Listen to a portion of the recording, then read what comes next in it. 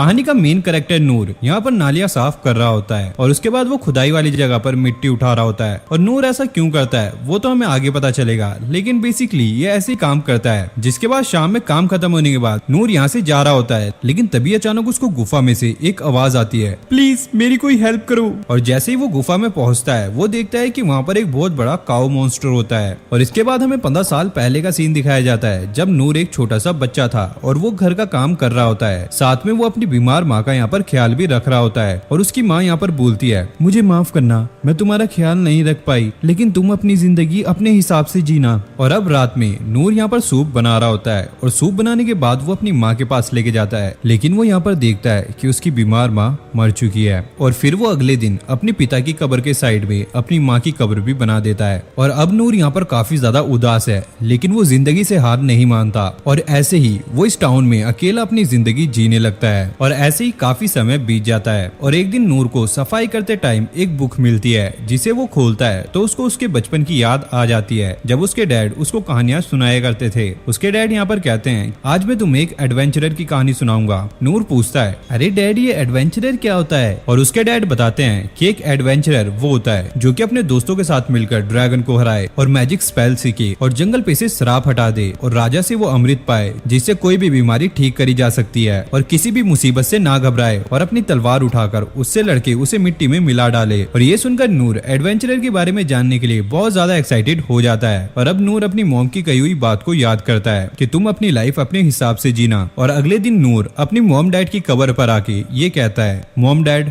मैं इस टाउन से पहली बार बाहर जा रहा हूँ और अब मैं एक एडवेंचरर बनूंगा। और इसके बाद वो इस टाउन से बाहर निकल जाता है और बाहर निकलते निकलते वो टाउन के बॉर्डर पर पहुंचता है जहाँ पर एक नीले कवच वाली वॉल होती है और वो उसे भी क्रॉस कर देता है। और रात में डरावनी आवाजों से नूर को काफी ज्यादा डर लगता है, लेकिन अगले दिन वो टाउन में पहुंच जाता है। और शहर में पहुंचने के बाद शहर की चहल पहल देख के नूर काफी ज्यादा खुश हो जाता है और वो सभी चीजों को काफी गौर से देख रहा होता है। और एक स्वॉर्डमैन को जाता हुआ देखकर उसकी आंखों में तो अलग से ही चमक आ जाती है। जिसके बाद वो एडवेंचरर्स की गिल्ड में आ जाता है, जहाँ का रिसेप्शनिस्ट उसे कहता है, तुम यहाँ से चले जाओ, ये जगह बच्चों के लिए नहीं है और खामखा अपने माँ बाप को टेंशन मत दो। और यहाँ पर नूर कहता है, मेरे मॉम डैड नहीं है। और ये सुनकर उस बंदे को नूर पर तरस आ जाता है और कहता है, तुम्हें रॉयल गिल्ड कैपिटल के एडवेंचरर बनने के लिए तुम्हें रॉयल ट्रेनिंग स्कूल में ट्रेनिंग लेनी होगी और कम से कम एक स्किल तो सीखनी होगी, जैसे कि तलवारबाजी या कोई मैजिक। और ये सुनकर नूर काफी ज्यादा खुश हो जाता है और वो बोलता है, तो ठीक है फिर मैं अभी निकलता हूँ। और सबसे पहले नूर तलवारबाजी सीखने जाता है और तलवारबाजी सीखते हुए नूर को काफी ज्यादा टाइम हो जाता है और अभी तक नूर सिर्फ पैरी करना ही सीखा है। पैरी करना मतलब अटैक को ब्लॉक करना। और उसका मास्टर देखकर ये बोलता है, इतना काफी है नूर, तलवारबाजी करना तुम्हारे बस की बात नहीं है। तलवारबाजी सीख के अभी तक तुमने सिर्फ अटैक को ब्लॉक करना ही सीखा है और अब और तलवारबाजी सीखना तुम्हारे लिए सिर्फ टाइम वेस्ट है। शायद दूसरा रास्ता चुनना तुम्हारे लिए बेहतर रहेगा। और ये सुनकर नूर थोड़ा सा अपसेट हो जाता है और इसके बाद नूर वॉरियर बनने जाता है, लेकिन यहाँ पर भी नूर कुछ खास नहीं कर पाता। और अब कुछ महीने बाद वॉरियर मास्टर भी नूर को यहाँ से जाने के लिए कह देता है। और फिर आर्चर, थीफ, मैजिशियन और क्लैरिक के पास भी नूर कुछ खास नहीं सीखता, लेकिन सभी से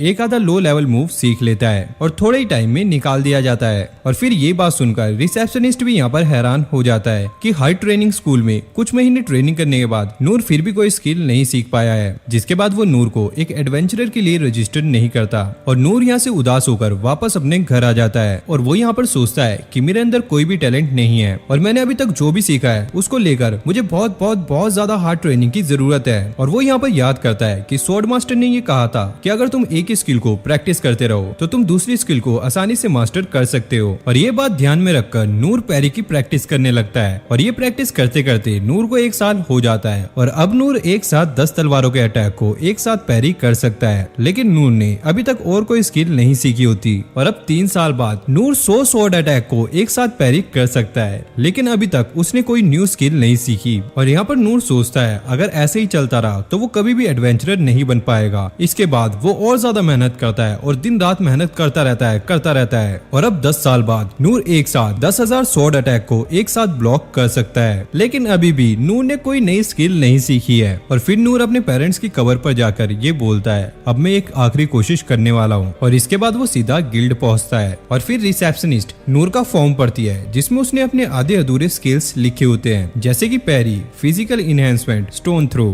फेदर स्टेप, टाइनी फ्लेम और लो हीलिंग। हूँ। और फॉर्म पढ़ने के बाद रिसेप्शनिस्ट ये कहती है, क्या तुम श्योर हो, बस तुम यही कर सकते हो? और नूर कहता है, हाँ बस मैं यही कर सकता हूँ। और रिसेप्शनिस्ट नूर को एडवाइस देती है रॉयल कैपिटल ट्रेनिंग स्कूल जाने की। और नूर कहता है, मैं सभी स्कूल में जा चुका हूँ। और रिसेप्शनिस्ट कहती है, अगर तुम सारे स्कूल में जा चुके हो तो फिर। और नूर कहता है, हाँ मैं रजिस्टर्ड नहीं हो सकता, क्या मेरा कुछ नहीं हो सकता? और तभी यहाँ भी पुराना रिसेप्शनिस्ट आता है और वो कहता है, तुम मेरे पुराने एम्प्लॉय को क्यों परेशान कर रही हो? और नूर कहता है, हमें मिले हुए काफी टाइम हो गया है। और वो रिसेप्शनिस्ट ये कहता है, क्या हम पहले कभी मिले हैं? क्या तुम नूर हो? और फिर नूर अपनी सारी ट्रेनिंग के बारे में बताता है और वो कहता है, इतनी सब ट्रेनिंग के बाद भी मैंने अपनी पैरी स्किल थोड़ी सी इम्प्रूव की है। और फिर वो बंदा एडवेंचरर्स के बारे में बताने लगता है कि सबसे हाईएस्ट होता है एस रैंक और सबसे लोएस्ट होता है ई रैंक। और ई रैंक बनने के लिए कम से कम तुम्हारे पास एक स्किल तो होनी ही चाहिए, लेकिन तुम्हारे पास ये नहीं है। तो नूर कहता है, क्या मेरा कुछ नहीं हो सकता? अब मैं हार मानता हूँ। और वो बंदा बताता है कि ई रैंक से भी नीचे एक एफ रैंक होता है, इसके बारे में बहुत कम ही लोगों को पता है। नूर कहता है, तो मैं रजिस्टर कर सकता हूँ। रिसेप्शनिस्ट ये कहता है, इसकी एक कंडीशन है, तुम किसी भी क्वेस्ट में हिस्सा नहीं ले सकते और सिर्फ तुम सिटी में ही छोटे मोटे काम कर सकते हो। और कोई भी इतना बेवकूफ नहीं है कि वो ये काम करने के लिए एडवेंचरर बने। और वैसे भी ये काम भिखारियों का हुआ करता था। और नूर बोलता है, हाँ मैं ये करूंगा। और रिसेप्शनिस्ट ये कहता है, क्या तुमने सुना मैंने क्या कहा? और नूर बोलता है, मुझे सब पता चल गया है, बस तुम मुझे रजिस्टर करो इस चीज के लिए। जिसके बाद वो रिसेप्शनिस्ट एफ रैंक का लाइसेंस दे देता है। और ये देखकर नूर काफी ज्यादा खुश है। अब वो छोटे छोटे काम करने लगता है, जिसके बाद वो हर शाम शॉर्ट प्रैक्टिस भी करता है। और नूर यहाँ पर सोचता है, मेरा एडवेंचरर बनना और लोगों की मदद करना ये सपना पूरा हो चुका है। और अब प्रेजेंट में हम देखते हैं कि गुफा में उसे एक काऊ मॉन्स्टर दिखता है और उस काऊ मॉन्स्टर से कुछ सोल्जर एक लड़की को प्रोटेक्ट कर रहे हैं, लेकिन वो काऊ मॉन्स्टर एक ही झटके में उन सोल्जर को पीछे कर देता है। और अब वो लगातार उन सोल्जर्स को मारता रहता है, जिसके बाद सिर्फ वहाँ पे वो लड़की बचती है। और अब वो मॉन्स्टर उस लड़की पे अटैक करने वाला होता है, लेकिन तभी नूर स्टोन थ्रो स्किल का इस्तेमाल करके उस मॉन्स्टर की आंख में पत्थर मारता है, जिससे उस मॉन्स्टर को काफी ज्यादा गुस्सा आ जाता है। और वो मॉन्स्टर नूर के पीछे भागता है। और जैसे वो मॉन्स्टर उस पर अटैक करने वाला होता है, तभी नूर पैरी करके मॉन्स्टर के सभी अटैक को डॉज कर रहा होता है। और ऐसा करने से नूर की यहाँ पर तलवार भी टूट रही होती है। और नूर यहाँ पर सोच रहा होता है, अगर इसका एक अटैक भी मुझे लगा तो मैं यहाँ पर मर जाऊंगा, मुझे कैसे भी करके काउंटर अटैक करना ही होगा।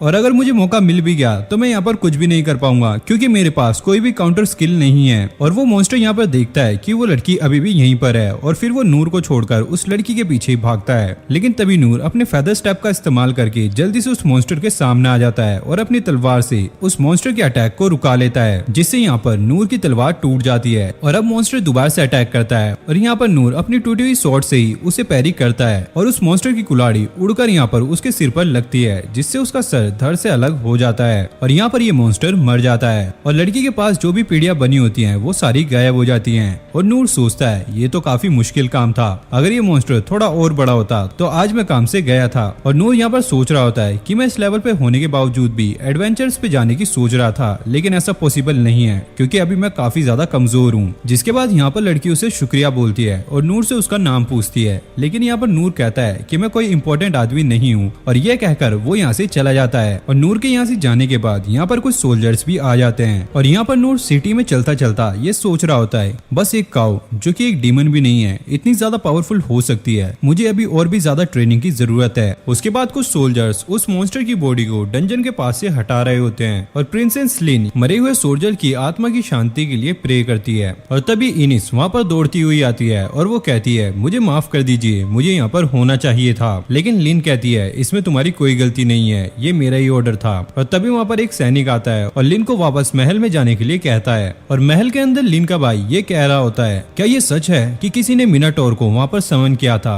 लेकिन मिनाटोर तो डंजन के काफी अंदर रहते हैं। जिस पर वो सैनिक ये कहता है, आप सच कह रहे हैं, इसका मतलब ये है किसी ने प्रिंसेस को मारने की कोशिश की है। उसके बाद वो सोल्जर एक रिंग के बारे में बताता है जो कि उसे वो वहाँ पर एक डेड बॉडी के पास में मिली थी और इसी रिंग से उस मॉन्स्टर को समन किया गया था। और उस पे लगा हुआ स्टोन काफी ज्यादा प्योर है जो कि आसानी से नहीं मिलता। लॉर्ड रेन कहता है कि इसके पीछे कोई भी अमीर फैमिली नहीं हो सकती, क्योंकि एक मिनाटोर को इस रिंग में बंद करना एक बहुत ही ज्यादा मुश्किल काम है। और आगे वो सोल्जर बताता है कि ओकुन उनने जब उस रिंग को एनालाइज किया, उस पर लगे क्रस्ट को देखकर उन्हें पता लगा कि ये रिंग किंगडम ऑफ डाइटस से बिलोंग करती है। और रैन ये सुनकर बिल्कुल भी हैरान नहीं होता, क्योंकि डाइटस हर समय उन्हें कमजोर करने के तरीके ढूंढता रहता है। और रेन ये कहता है अब हमें सावधान रहना होगा, अगर उन्होंने अपना क्रस्ट यहाँ पर छोड़ा है तो वो चाहते थे कि हमें इसके बारे में पता लगे। डाइटस का राजा हमेशा ही उनके साथ वॉर करने के लिए कोशिश करता है ताकि वो उनके किंगडम के द डंजन ऑफ लॉस्ट के रेलिक्स को कब्जा कर सके। और रेन आगे पूछता है कि उस आदमी का क्या हुआ जिसने लिन को बचाया था, उसने इस ई रैंक वाले मॉन्स्टर को कितनी आसानी से मार दिया और वो हमारे स्पाई से भी बच के जा चुका है। आखिरकार वो है कौन? वहीं नूर गिल्ड मास्टर से मिलने आया होता है और गिल्ड मास्टर उसे जिंदा देख काफी ज्यादा खुश था,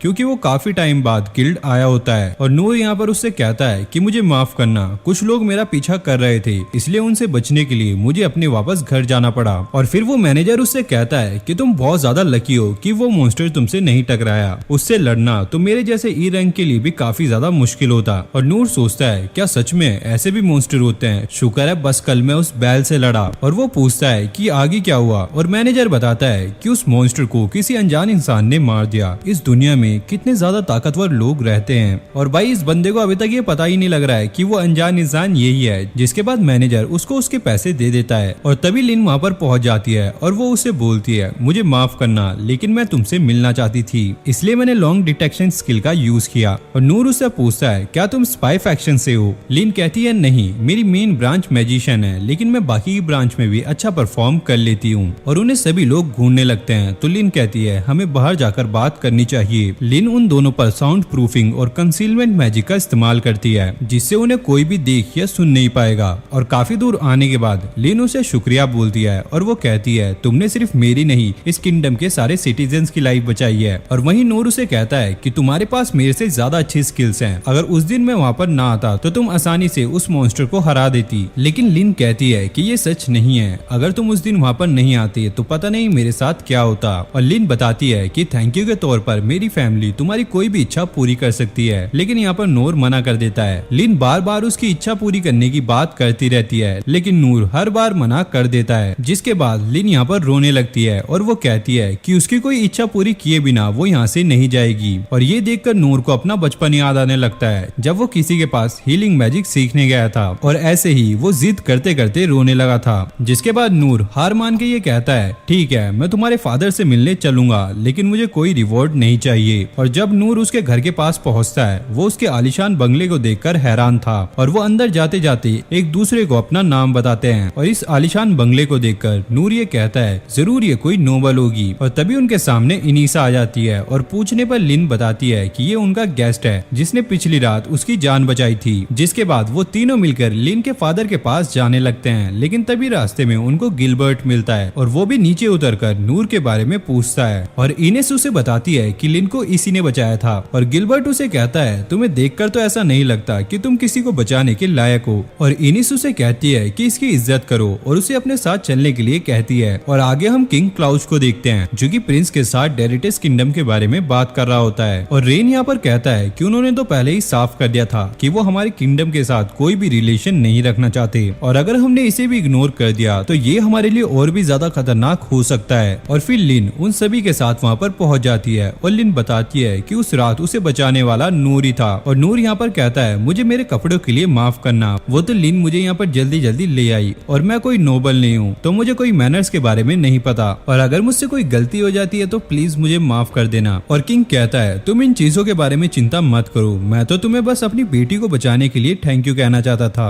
और वो उससे कहता है तुम जो भी मांगोगी अगर वो मेरी पावर में हुआ तो मैं तुम्हें जरूर दूंगा। लेकिन नूर यहाँ पर कुछ भी लेने से मना कर देता है। तो किंग कहता है अगर तुम्हें जमीन और पैसा नहीं चाहिए तो क्यों ना तुम डंजन का ट्रेजर ले जाओ। हमारे किंगडम में एक बहुत पुराना डंजन है जहाँ पर वो खजाना मिलता है जिससे तुम अपनी कोई भी इच्छा पूरी कर सकते हो, तो अगर तुम चाहो तो वो मैं तुम्हें आधा दे सकता हूँ। लेकिन नूर यहाँ पर उसके लिए भी मना कर देता है। तो तब किंग अपनी गद्दी के पीछे से एक बहुत बड़ी तलवार निकालते हैं और वो कहते हैं तो तुम इसे ले जाओ, क्योंकि अब मैं फाइट करने नहीं जा सकता तो ये तलवार मेरे पास बस डेकोरेशन के लिए है, तो बेहतर तो यही होगा कि तुम इसे रख लो। और जैसे नूर उस तलवार को पकड़ता है तो उसे वो बहुत ज्यादा भारी लगती है और वो सोचता है ये तलवार तो काफी ज्यादा इंपॉर्टेंट होगी। तो वो किंग कहता है कि चिंता मत करो, ये तलवार तो मुझे ऐसे ही ट्रेवल करते हुए मिल गई। और ये सुनकर नूर उस तलवार को लेने के लिए मान जाता है और किंग उसे उस तलवार को ट्राई करने के लिए कहता कहता है। नूर अपने हाथों में फिजिकल इनहांसमेंट करके उस तलवार को स्विंग करता है और उस तलवार से निकली हुई वेव को देखकर वो लोग काफी ज्यादा हैरान हो जाते हैं। और नूर कहता है कि ये तलवार थोड़ी सी भारी है पर मैं इसे संभाल लूंगा। और किंग ये देखकर काफी ज्यादा हंस रहा होता है क्योंकि नूर उस तलवार को एक ही हाथ से स्विंग कर सकता है। और अब ये किंग चाहता है कि वो उसकी बेटी को ट्रेन करे क्योंकि अब उनके लिए खतरा बढ़ता जा रहा है। लेकिन नूर ये कहता है कि मुझे नहीं लगता कि मैं प्रिंसेस लिन को कुछ सिखा सकता हूँ। जिसके बाद नूर वहाँ से चला जाता है और वो ये सोच रहा होता है कि ये तलवार का वेट मेरी ट्रेनिंग के लिए काफी ज्यादा परफेक्ट है, पर मुझे अभी भी ऐसा लग रहा है कि ये सोर्ड काफी ज्यादा इम्पोर्टेंट है। पर एक सेकंड, इस तलवार का साइज तो बिल्कुल नाली जितना है, इस सोर्ड से तो मैं आसानी से उस नाली को साफ कर दूंगा।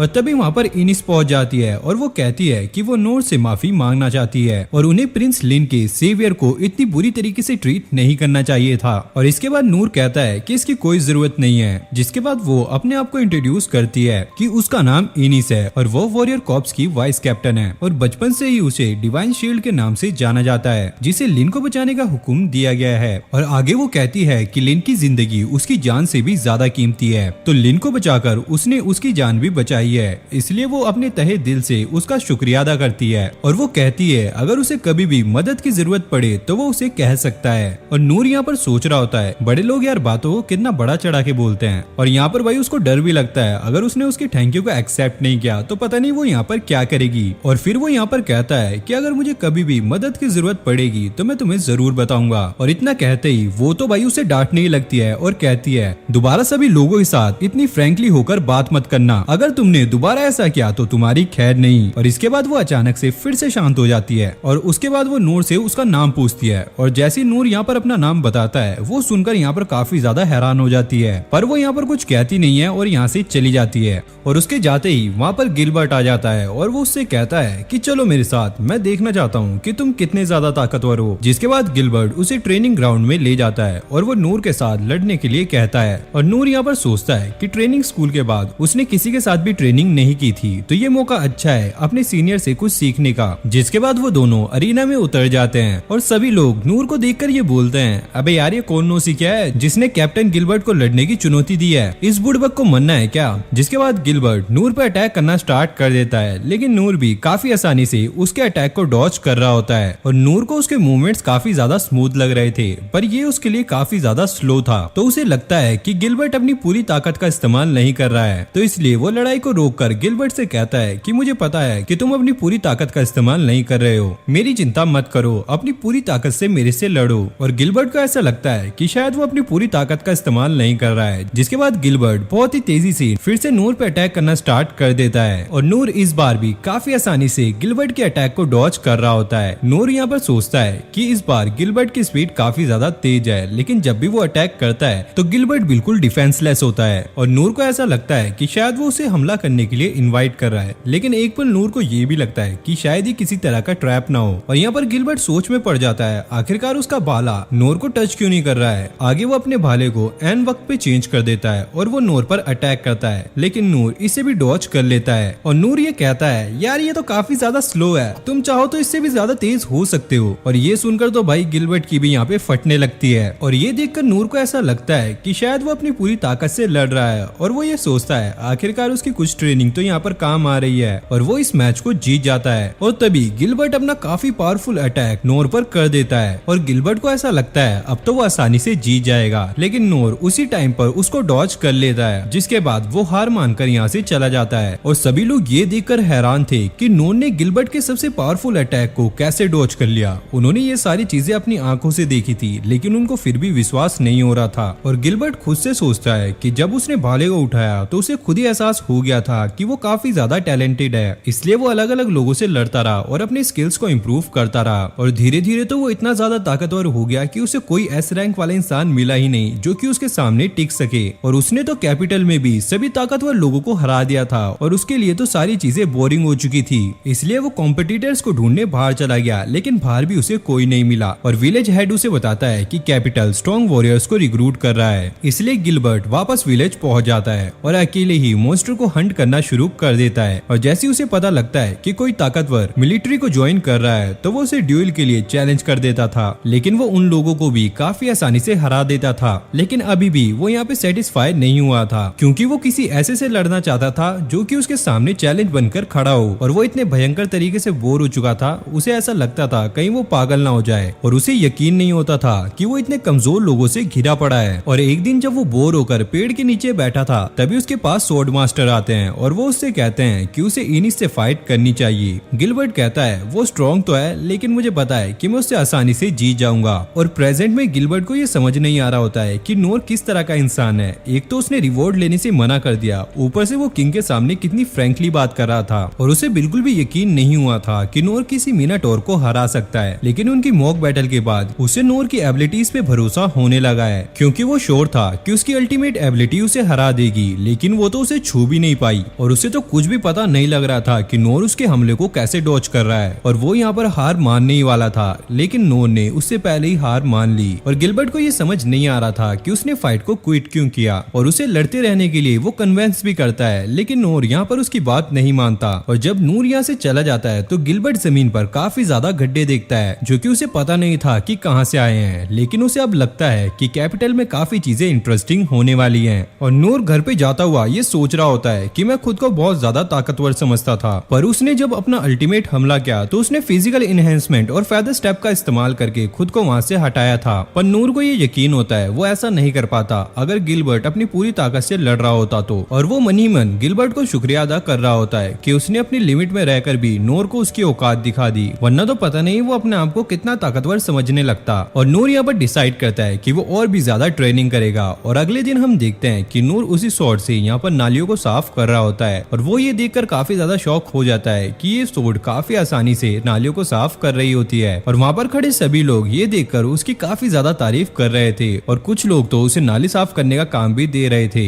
लेकिन यहाँ पर उसे नाली साफ करने का काम तो मिल रहा था, लेकिन कंस्ट्रक्शन साइट यहाँ पे बंद हो चुकी थी, और उसे लगता है कि वो पैसे नहीं कमा पाएगा अगर ऐसे ही काम बंद होता गया तो। और वो बैठे बैठे अपनी सोच से अलग अलग तरीके से काम करने के बारे में सोचता है, जिससे वो विलेजर्स की भी हेल्प कर पाएगा, साथ में पैसे भी कमा पाएगा। पर उसे तो ये चीजें आती ही नहीं थी। वो काफी ज्यादा डिसअपॉइंट हो जाता है, और वो सोचता है कि इतने टाइम ट्रेनिंग स्कूल जाने के बाद भी उसने अभी तक कोई स्किल नहीं सीखी है। और तभी वहाँ पर लिन आ जाती है। तभी नूर इनेस की धमकी याद करता है और उसे काफी फॉर्मल तरीके से ट्रीट करने लगता है, और वो पूछता है कि वो यहाँ पर क्यों आई है। और लिन चाहती है कि नूर उसे अपने असिस्टेंट के तौर पर काम पर रख ले, वो बस उसके साथ अप्रेंटिस की तरह रहेगी, और वो प्रॉमिस करती है कि वो उसे परेशान नहीं करेगी। पर नूर इसके लिए मना कर देता है। लेकिन लिन कहती है वो उसे काफी अच्छे से असिस्ट करेगी, भले ही वो भोंदू दिखती हो, लेकिन उसने सारे ही ट्रेनिंग स्कूल में हाईएस्ट मार्क्स अचीव किए हैं। और नूर कहता है ऐसी बात नहीं है, मैं मना इसलिए कर रहा हूँ कि मैं तुम्हें कुछ भी नहीं सिखा सकता, और मैं वैसे भी अपने सारे काम खुद कर सकता हूँ। इस पे लिन जिद करने लगती है, लेकिन नूर बार बार यहाँ पर मना करने लगता है। और लिन कहती है कि वो उसे असिस्ट कर सकती है, और ये साबित करने के लिए वो आइस से खुद पर हमला करती है, और फिर आग बनकर आइस को पिघला भी देती है। जिसके बाद वो अपना छोटा सा चाकू निकालकर पीछे खड़े बड़े से पेड़ को आसानी से काट देती है। जिसके बाद वो अपनी तलवार निकालती है और डिवाइन स्लैश का इस्तेमाल करती है, जो कि अनडेड क्रिएचर्स के खिलाफ काफी कमाल का होता है। और वो अपनी और भी ताकतों को दिखाना चाहती है, लेकिन नूर उसे वहीं पर रोक देता है और उससे पूछता है कि वो उसकी अप्रेंटिस बनने के लिए इतनी ज्यादा कोशिश क्यों कर रही है। और उसे लगता है कि लिन को गलतफहमी हो चुकी है कि वो किसी तरह उसे गाइड कर सकता है। लेकिन नूर कहता है कि अब तो मुझे पक्का यकीन हो चुका है कि मैं तुम्हें कुछ भी नहीं सिखा सकता। लेकिन अब भी लिन यहाँ पर नहीं मान रही होती है। वो बोलती है वो भले ही उसके जितनी ताकतवर ना हो, लेकिन वो उसके कुछ न कुछ तो काम आ सकती है। और ये सब सुनने के बाद नूर ये डिसाइड करता है कि उसे अब ये दिखाना ही पड़ेगा कि वो कितना ज्यादा नल्ला है। जिसके बाद वो अपनी छोटी सी फ्लेम दिखाता है, और ये देखकर लिन काफी ज्यादा शॉक हो जाती है। और इसके बाद लिन यहाँ से चली जाती है, और जाते जाते वो ये सोच रही होती है कि ट्रेनिंग स्कूल के इंस्ट्रक्टर ने सभी स्टूडेंट्स को एक ट्रेनिंग लेस स्टूडेंट के बारे में बताया था। पर ये सुनकर उन सभी को लगा था कि ये सब तो बस कहानियां हैं, क्योंकि ट्रेनिंग स्कूल की ट्रेनिंग काफी ज्यादा मुश्किल होती है। ये इतनी ज्यादा टफ होती है कि बड़े बड़े लोग भी 2 से 3 दिन के अंदर इन ट्रेनिंग को छोड़ देते हैं। पर आखिरकार 12 साल के बच्चे ने इन सभी स्कूल की ट्रेनिंग को पूरा कैसे किया। वो अभी तक इन सभी चीजों को कहानियां ही मानती थी, लेकिन नूर से मिलने के बाद उसकी सोच अब बदल चुकी है। और लिन याद करती है कि उकुन ने भी उसे अपनी टाइनी फ्लेम दिखाई थी, जो कि पहले से थोड़ी बढ़ चुकी थी। उकुन यहाँ पर बताता है कि उसने 200 साल प्रैक्टिस करके इस स्किल को सीखा है, इसलिए उसकी टाइनी फ्लेम एवरेज से थोड़ी बड़ी है। और फिर वो भी अपनी टाइनी फ्लेम यूज करने लगती है, और वो सोचती है क्या वो भी अपनी टाइनी फ्लेम को कभी बढ़ा पाएगी। और फिर वो याद करती है कि जब नूर ने अपनी टाइनी फ्लेम को इस्तेमाल किया था तो वो उकुन से भी काफी ज्यादा बड़ी थी, जबकि उकुन ने इतने साल ट्रेनिंग की जितनी नूर की एज भी नहीं है। और नूर उसे कहता है कि उसकी बाकी स्किल भी इसी तरह से लो लेवल है, इसलिए वो लिन को अपने अप्रेंटिस के तौर पर स्वीकार नहीं कर सकता।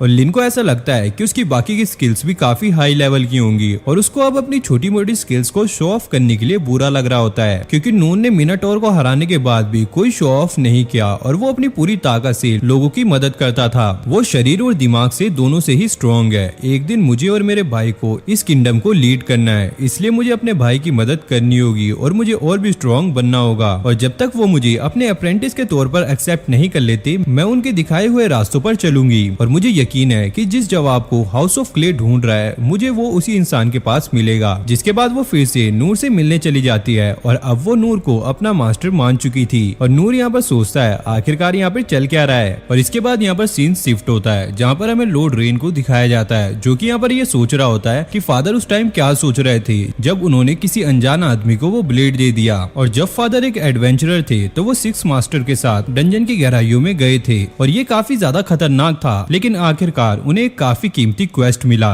एक ब्लेड जो कि अननोन मटेरियल से बना हुआ है। और इससे कोई फर्क नहीं पड़ता कि उस पे किस स्किल और किस टेक्निक का इस्तेमाल करके हिट किया जाए, क्योंकि उस पे कोई भी स्क्रैच नहीं पड़ता। इसलिए इस ब्लेड को अनब्रेकेबल ब्लेड के नाम से जाना जाता है। और सबसे बड़ा सवाल तो ये है कि ऐसे मजबूत मटेरियल से बनी हुई इस तलवार की ऐसी हालत कैसे हुई होगी। और उस तलवार की कीमत किसी भी वेपन से बहुत ज्यादा है। और शायद फादर ने देश के ऊपर मंडराते हुए खतरे को देखकर उस अननोन आदमी को वो तलवार दी और उस आदमी ने काउ मॉन्स्टर को मारकर लिन की जान बचाई थी। तो हो सकता है फ्यूचर में वो आदमी हमारा सीक्रेट वेपन बन जाए। और अगले सीन में हम देखते हैं लिन और नूर एक फास्ट फूड की शॉप पर खड़े होते हैं, जहाँ पर नूर लिन से पूछता है, लिन अगर कोई तुम्हें यहाँ पर ऐसे देखे तो तुम्हें कोई प्रॉब्लम तो नहीं है। लिन कहती है नहीं, क्योंकि सबसे पहले मैं एक एडवेंचरर हूँ। और नूर कहता है ठीक है, तो फिर मैं खाना खाने के बाद गिल्ड जाने की सोच रहा हूँ। और लिन कहती है नूर सेंसे ये अच्छा आइडिया है। और नूर यहाँ पर सोचता है मैं कोई ऐसा इंसान नहीं हूँ जिसे सेंसे कहा जा सके। मैं जितनी बार भी इसको बात क्लियर करने की ट्राई करता हूँ, उतनी ही हमारी मिसअंडरस्टैंडिंग बढ़ती रहती है। और अब ये मुझे हर जगह फॉलो कर रही है जैसे कि ये कोई नॉर्मल चीज हो। और मैं सीधा गिल्ड जाकर काम ले लूंगा, जिससे इसे ये यकीन हो जाएगा कि मैं एक नॉर्मल इंसान हूँ। और लिन यहाँ पर कहती है मुझे पक्का यकीन है तुम्हें अच्छा टास्क मिलेगा नूर सेंसे,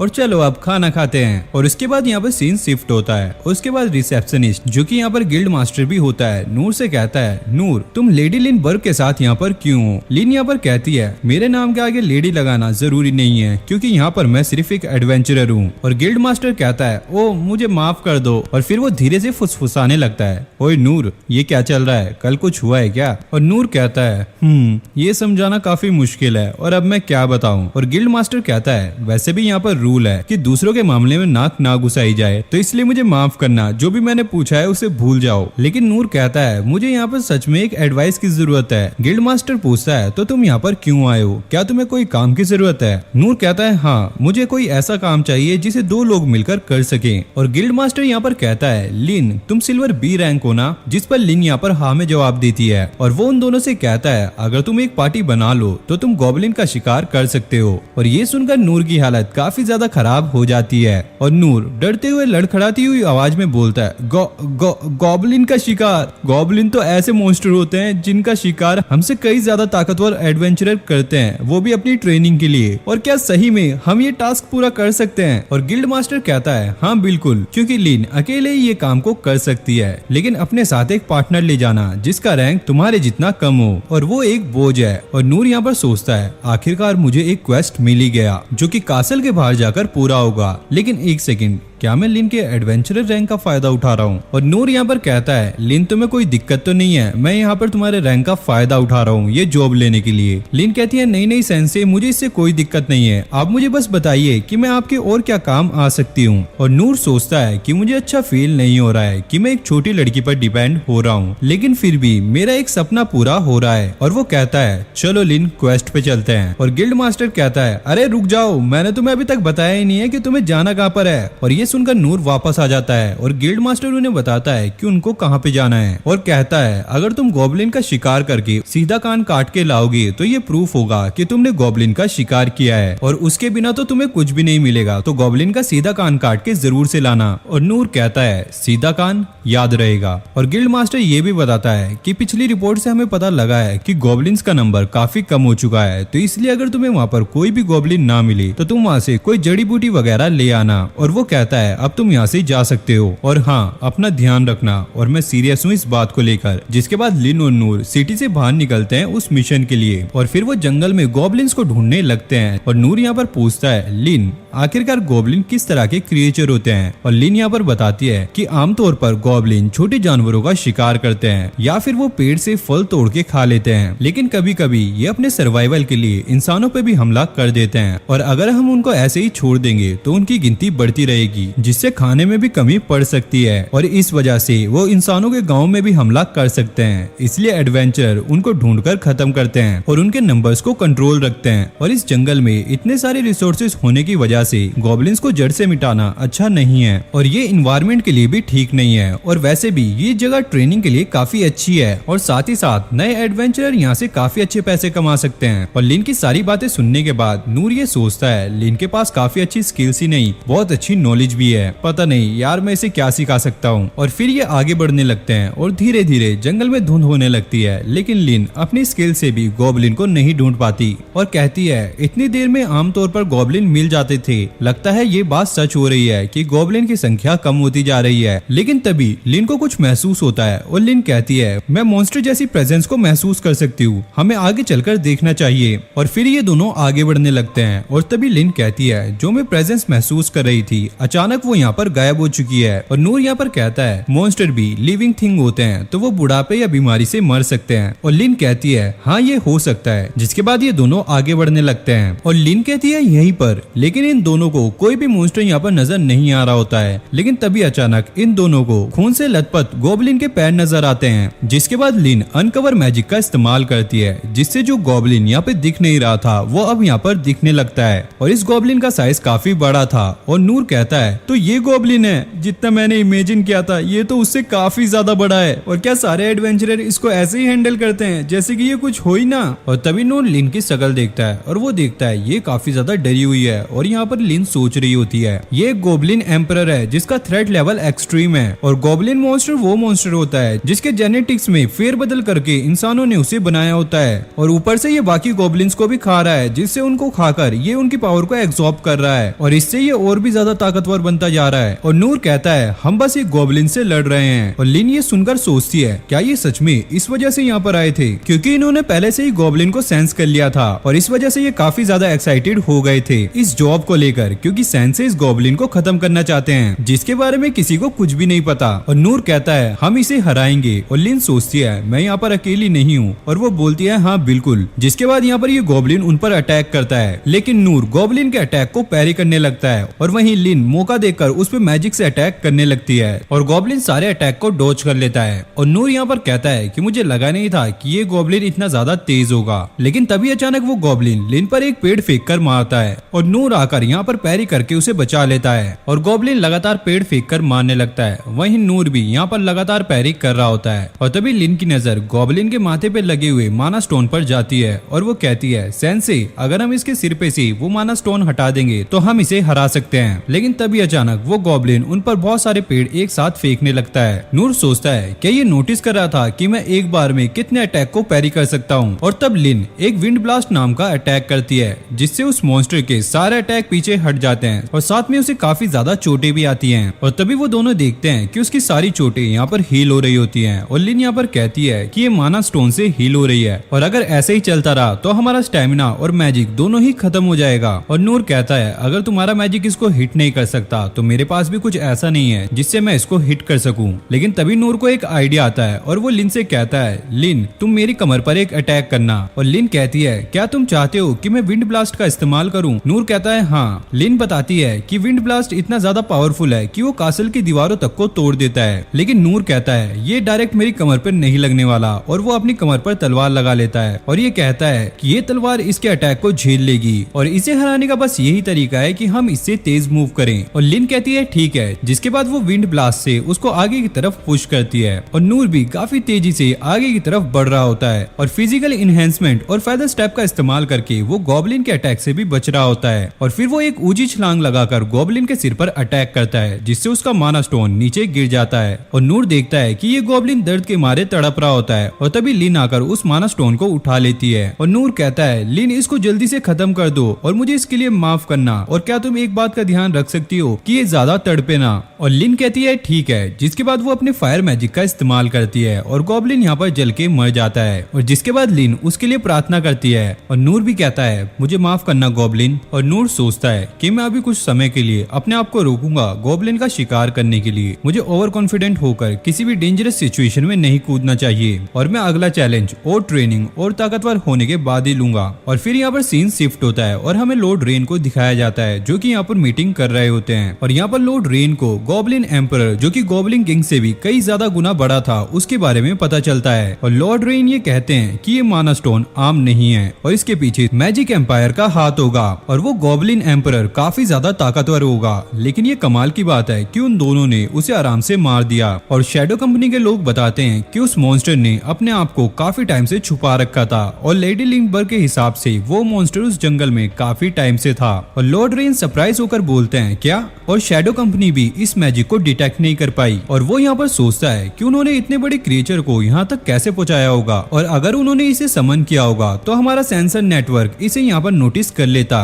और लॉर्ड रेन ये कहते हैं क्या हमें कुछ ऐसा मिला है जिससे हमें पहले ही अंदाजा हो जाना चाहिए था। और शैडो कंपनी के लोग बताते हैं कि एडवेंचरर गिल्ड ने घटती हुई गॉबलिन की संख्या को देखकर इन्वेस्टिगेशन टीम को भेजा था। और लॉर्ड रेन यहाँ पर कहते हैं कि ये सभी चीजें तो बाकी के एरियाज में भी हो रही होंगी। और तभी शैडो कंपनी के लोग उन्हें सब अजीब चीजों की रिपोर्ट देते हैं जो कि पिछले 3 महीने में हुई हैं। और लॉर्ड रेन कहते हैं अच्छा काम किया और अपनी इन्वेस्टिगेशन कंटिन्यू रखो। और फिर सीन शिफ्ट होता है और एडवेंचरर गिल्ड में गिल्ड मास्टर कहते हैं नूर मैंने कभी नहीं सोचा था कि मैं तुम्हें गॉबलिन का शिकार करते हुए देखूंगा। और नूर कहता है जितना मैंने सोचा था ये उससे भी काफी मुश्किल काम था और ये सिर्फ हम लिन की वजह से ही कर पाए। और लिन कहती है नहीं ये सच नहीं है। और वो दोनों एक दूसरे को देखकर मुस्कुराने लगते हैं। और नूर यहाँ पर सोचता है फिर भी आज का दिन मेरे लिए पहले शिकार का दिन है और हो सकता है बाकी एडवेंचर्स के लिए ये इतना मुश्किल ना हो, लेकिन मेरे लिए ये काफी बड़ी बात है। तो गिल्ड मास्टर कहते हैं तो तुम वहाँ पर जाके सिर्फ देख रहे थे, वैसे ये तुमने सही फैसला किया। और नूर कहता है हाँ बस मैंने जरा सी ही हेल्प की है और कौन जानता है कि वहाँ पर क्या होता अगर लिन वहाँ पर नहीं होती। और लिन कहती है नहीं नहीं इसका बिल्कुल उल्टा था, मैंने थोड़ी सी हेल्प की थी। और गिल्ड मास्टर कहता है वो तो बस एक गॉबलिन था लेकिन वो 9 सिक्यों को मार सकता था और ये तुम्हारे लिए अच्छा एक्सपीरियंस था ना नूर। और नूर कहता है हाँ मैंने उसे अब अपनी आंखों से देख लिया है और जैसे मैंने सोचा था ये उससे काफी ज्यादा अलग था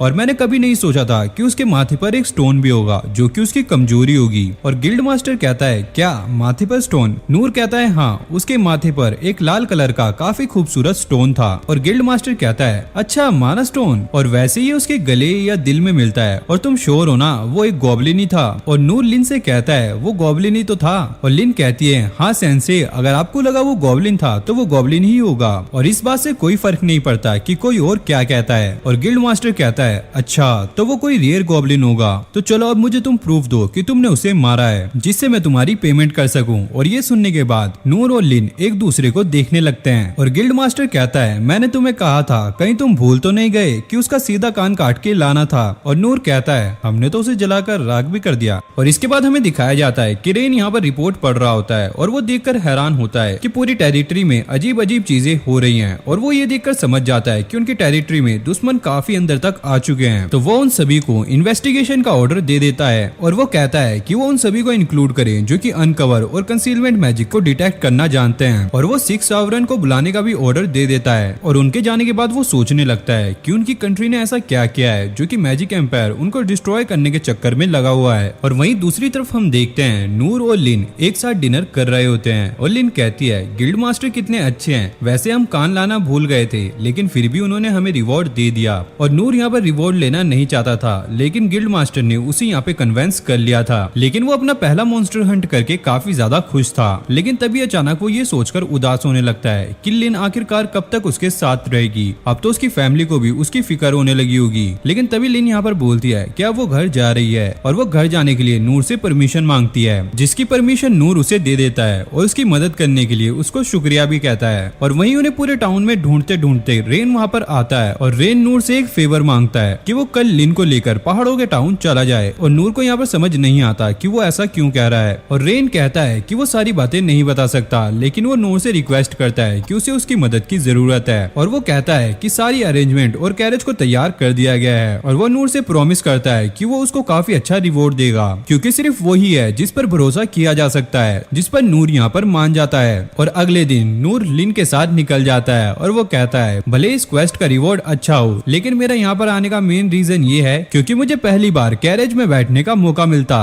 और वो बाहर के सारे नजारे एंजॉय करता हुआ जा रहा था और ये नूर के लिए काफी बेस्ट रिवॉर्ड था क्योंकि वो कैपिटल के बाहर कभी नहीं गया था। और तभी वो देखता है कि लिन उदास बैठी है और यहाँ पर उसे समझ नहीं आता कि वो नजारों को एंजॉय क्यों नहीं कर रही है। और लिन यहाँ पर माफी मांगती है कि उसके भाई ने अचानक ही उन्हें क्वेस्ट पर भेज दिया, लेकिन नूर यहाँ पर कहता है कि उसे कोई भी प्रॉब्लम नहीं है और वो उसे शुक्रिया भी कहता है उसकी जान बचाने के लिए और कहता है ये मेरी तरफ से एक रीपेमेंट की तरह समझो। और वैसे भी उसे इस क्वेस्ट के लिए रिवॉर्ड तो मिल ही रहा है। और रेन ने उनसे कहा था कि वो कैरेज के साथ नॉर्थ साइड की तरफ जाएंगी और वहाँ पहाड़ों पर उन्हें टोरस नाम का टाउन मिलेगा जहाँ पर उन्हें कुछ टाइम के लिए रुकना है। अगर टोरस टाउन में कुछ नहीं होता है तो उसके बाद वो और अंदर तक जाएंगे। और नूर यहाँ पर हैरान था कि उससे बस उनके साथ जाना है और रेन कहता है अगर कुछ नहीं होता तो वो उसे एक वेकेशन की तरह समझे। और वहीं प्रेजेंट में हम देखते हैं इनिस ये कहती है कि जब तक वो वहाँ पर है कुछ भी नहीं होगा। और वहीं रेन ने इनिस को स्पेशल इंस्ट्रक्शन दिए होते हैं कि अगर कैपिटल में कुछ भी होता है तो वो लिन को लेके होली किंगडम ऑफ मित्रा में चली जाए। वहीं इनिस रेन से पूछती है क्या लिन को ये पता है कि उसे मित्रा में क्यों भेजा जा रहा है। रेन यहाँ पर बताता है कि ये बात उससे सीक्रेट रखी गई है क्योंकि अगर उसे पता होता तो वो जाने से मना कर देती। वो ब्रेक लेने के लिए एक जगह पर रुकते हैं जहाँ नूर देखता है कि इनिस परेशान दिख रही है, पर नूर के पूछने पर वो कहती है कि वो बस कुछ सोच रही थी और वो कहती है कि तुम फिक्र मत करो, मैं तुम्हें बचा सकती हूँ। नूर कहता है मुझे अपनी चिंता नहीं है, मैं भागने में बहुत अच्छा हूँ। पर इनिस कहती है कि तुम्हें भागने की कोई जरूरत नहीं है क्योंकि उसके पास उसकी शील्ड है। नूर कहता है शील्ड मैंने तो कभी नहीं देखी। इनिस कहती है कि शील्ड को छुपा के रखना ज्यादा आसान है और उसे अपनी शील्ड दिखाते हुए कहती है कि जब तक वो शील्ड के पीछे है उसे कुछ भी नहीं होगा। और नूर को भी इनिस की ताकत पर यकीन है क्योंकि लिन ने उसे बताया था कि वो उतनी ही ताकतवर है जितना गिलबर्ट है और गिलबर्ट के साथ तो वो स्पार्क कर ही चुका है। इनिस बताती है कि गिलबर्ट अकेला ही एक ड्रैगन को हरा सकता है और ये सुनकर नूर को लगता है कि गिलबर्ट और इनिस उससे कई ज्यादा ताकतवर है क्योंकि उसकी तो एक सिंगल गॉब्लिन को हराने में ही हवा निकल गई थी। इनिस से कहता है कि वो बहुत ज्यादा टैलेंटेड है। इसके बाद हमें पास्ट का सीन दिखाया जाता है जब इनिस को एक ऑर्फनेज ने रख लिया था।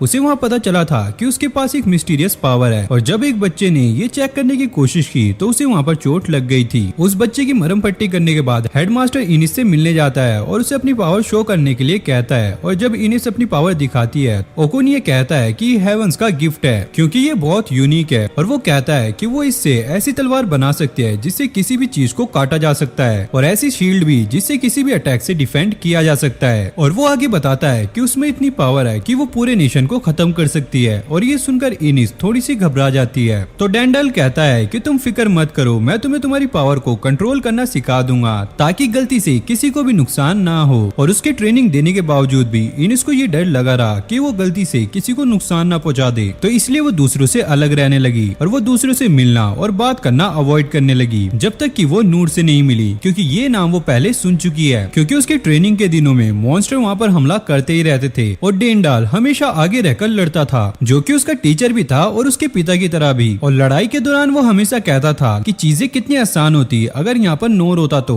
और ये सुनकर इनिस को काफी ज्यादा जलन होती थी क्योंकि वो किसी नूर को तो रिकॉग्नाइज कर रहे थे लेकिन वो इनिस को इतना ज्यादा ताकतवर नहीं समझते थे कि वो उसको रिकॉग्नाइज कर सके। और जब भी वो इन चीजों के बारे में सोचती है तो उसे गुस्सा आने लगता है लेकिन वो अपने इमोशंस को कंट्रोल रखती है ताकि वो इस मिशन को कंप्लीट कर सके। और तभी नूर नोटिस करता है कि खेत के बीच में ऐसा लग रहा है कि जैसे कोई रास्ता बना रहा है। पूछने पे वो बताता है और कहता है कि लगता है वीट के खेत में ऐसा लग रहा है कि कोई बीच में चलता जा रहा है। और जब ये चीज लिन नोटिस करती है तो वो इनिस को बग्गी रोकने के लिए कहती है। वो अपने अनकवर स्पेल का यूज करके छुपे हुए मॉन्स्टर को रिवील करती है। वहीं कैपिटल में सभी लोगों की फटी पड़ी है क्योंकि कैपिटल के चारों तरफ धमाके हो रहे हैं। किंग क्ले जानता है कि वॉर शुरू हो चुकी है। तभी एक नाइट वहाँ पर आता है और बताता है कैपिटल के चारों तरफ कई सारे मॉन्स्टर आ चुके हैं। वॉरियर्स उनसे लड़ तो रहे हैं लेकिन उनके पास सोल्जर्स की कमी हो रही है। रेन कहता है कि आम लोगों की सेफ्टी सबसे ज्यादा जरूरी है, रोड्स को ब्लॉक कर दो और शैडो ग्रुप ऑफ हंटिंग को यहाँ बुलाओ। उन्हें कहो ये एक इमरजेंसी है और किसी भी तरह से यहाँ के लोगों की रक्षा करनी है। किंग पूछता है कि 6-7 कहाँ है। रेन बताता है कि वो सभी मॉन्स्टर से लड़ने में बिजी हैं। डेंडा अपने सोल्जर्स के साथ बड़े बड़े मॉन्स्टर से लड़ रहा है। वहीं 6-7 के बाकी मेंबर्स भी कैपिटल के चारों तरफ अलग अलग मॉन्स्टर से लड़ लड़ रहे हैं और वहीं जो नाइट्स जख्मी हुए थे उन्हें सेफ जोन में हील किया जा रहा है। वहीं रेन ये उम्मीद कर रहा होता है कि अटैक होने से पहले लिन यहाँ से निकल चुकी होगी। वहीं लिन के पास एक लड़का उस मॉन्स्टर को आगे लेकर जा रहा था, पर तभी अचानक उसका बैरियर टूट जाता है और उसका बैरियर टूटते ही मॉन्स्टर बच्चे पर हमला कर देता है और वो उस बच्चे को मारने ही वाला था। लेकिन उसी वक्त नूर वहाँ पर पहुंच जाता है और मॉन्स्टर के अटैक को डिफेंड कर देता है और वो मॉन्स्टर नूर पर काफी हमले करने की कोशिश करता है, लेकिन नूर अपनी पैरी स्किल का यूज करके उसके सभी अटैक को ब्लॉक कर देता है। और इनिस लिन से कहती है जब वो ड्रैगन यहाँ पर आया तो वो बच्चा भी आया, इसका मतलब ये है कि वो बच्चा ही उस ड्रैगन को यहाँ पर लेके आया है, यानी वो बच्चा डीमन फॉक्स से बिलोंग करता है और वहीं वो अपने साथ ब्लैक डेथ डीमन को लेकर आया है। और वो पास्ट में याद करती है जब रेन ने उससे पूछा था कि वो डीमन फॉक के बारे में क्या जानती है, और जब उसने सारी बातें बताई तो रेन कहता है कि वो भी ह्यूमन जैसे दिखते हैं पर वो डमी ह्यूमंस होते हैं जिनके पास मॉन्स्टर को कंट्रोल करने की पावर होती है। और वो कहता है डीमन फॉक ह्यूमन की तरह कम डीमन की तरह ज्यादा होते हैं और उसे वो एक इंसिडेंट बताता है जब 200 साल पहले उन्होंने मित्रा को पूरी तरीके से डिस्ट्रॉय कर दिया था। इसकी वजह से ह्यूमंस ने डीमंस को ढूंढ ढूंढ कर मारना शुरू कर दिया और पूरी तरीके से खत्म कर दिया, पर किसी तरह उनके डिसेंडेंट्स जिंदा बच गए और वो जानता है कि ये ह्यूमन से काफी ज्यादा नफरत करते होंगे। इनिस बताती है कि उसने उस मॉन्स्टर पे अपना कंट्रोल तब खोया जब लिन ने अपने अनकवर स्पेल का इस्तेमाल करके उसका बैरियर तोड़ा, और वो कहती है कि नूर कितना गधा है कि वो अपने दुश्मन की ही मदद कर रहा है। तब लिन नूर की मदद करने के लिए जाने लगती है पर इनिस उसे रोक देती है और कहती है उसके लिए बहुत देर हो चुकी है, ड्रैगन उसे हरा देगा। वहीं नूर को उस ड्रैगन से लड़ने में कोई भी तकलीफ नहीं हो रही होती है क्योंकि उसे ऐसा लग रहा था कि ये एक मेंढक है और जिस गॉब्लिन से वो जंगल में लड़ा था उसके मुकाबले इसके अटैक काफी स्लो थे। वो सोचता है कि वो ऐसे ही डिफेंड करता रहेगा जब तक लिन और इनिस उसकी मदद करने के लिए नहीं आ जाते, और तभी वो ड्रैगन उस पर पॉइजन शूट करने लगता है पर वो रास्ते से नहीं हट सकता था क्योंकि अगर वो हट जाता तो उस बच्चे को लग जाएगा और वो उस पॉइजन को डिफेंड करने की कोशिश करता है पर वो नहीं कर पाता और उस जहर का इफेक्ट उस पर तुरंत ही होने लगता है। उसकी आंखें धुंधली होने लगती है और वो महसूस करता है कि उसकी बॉडी पे से उसका कंट्रोल खत्म होता जा रहा है। और तब वो याद करता है कि जब वो कैरेज से निकला था तो उसे इनिस ने वार्न किया था और बता रही थी कि वो मेंढक पॉइजनस है। इनिस लिन को बताती है कि उस ड्रैगन का नाम ब्लैक डेथ पॉइजन इसलिए पड़ा क्योंकि जिस चीज को भी वो काले पॉइजन से छूता है वो पूरी तरीके से मर जाती है। वो फिर से अपने पॉइजन से उन पर हमला करना जारी रखता है। तभी लिन उसकी मदद करने के लिए जाने लगती है पर इनिस उसे रोक देती है। लिन कहती है कि वो उसे जाने दे, लेकिन यहाँ पर इनिस मना कर देती है और कहती है कि उसका काम है वो उसे प्रोटेक्ट करे और उसे यकीन दिलाती है कि वो दोनों उसकी शील्ड के अंदर सेफ रहेंगे और उसे समझाती है कि नूर की मदद करने का अब कोई भी फायदा नहीं है क्योंकि ड्रैगन का पॉइजन जानलेवा होता है। ड्रैगन फिर से अपना पॉइजन रिलीज करता है और इस बार वो पहले से भी ज्यादा पावरफुल होता है। तो इनिस अपनी शील्ड का इस्तेमाल करके खुद को और लिन को उससे बचा लेती है। लिन अपने प्योरीफायर स्पेल का यूज करके नूर की मदद करना चाहती है पर ड्रैगन के पॉइजन के आगे ये कुछ भी नहीं है। और वहीं इनिस मन ही मन माफी मांगती है कि वो नूर को नहीं बचा पाई और जब पॉइजन साफ होता है वो ये देखकर हैरान हो जाती है कि नूर अभी भी ड्रैगन से लड़ रहा है। और अब जाके उसे समझ आता है कि डेंडल क्यों चाहता था कि नूर उसके साथ लड़े, क्योंकि वो एक सच्चा हीरो है जो कि अपनी जान की बाजी लगाकर इनोसेंट को बचाता है। वो मरने की कगार पर आके भी ड्रैगन से लड़ना जारी रखता है। ड्रैगन फिर से पॉइजन से उस पर हमला करता है पर इस बार वो उसे डिफ्लेक्ट कर देता है, जिसके बाद वो उससे लड़ना जारी रखता है। पर तभी वो पॉइजन का असर महसूस करने लगता है और जमीन पर गिर जाता है और वो अपने मुंह से पॉइजन पचाता है और सोचता है कि ये तो बढ़िया है और मैं अभी भी जीत सकता हूँ। इसके बाद हमें उसी लड़के का पास्ट दिखाया जाता है जिसका नाम होता है रोलो और ये एक जेल में बंद होता है और ये यहाँ पर बता रहा होता है इन लोगों ने हमें यहाँ पर बंद कर रखा है और ये लोग हमें कर्स चाइल्ड बोलते हैं क्योंकि हमारे पास मॉन्स्टर को कंट्रोल करने की पावर है और ये हमें बाय बर्थ मिली है। पहले तो ये लोग हमसे छोटे मोटे एनिमल को ही कंट्रोल करवाया करते थे,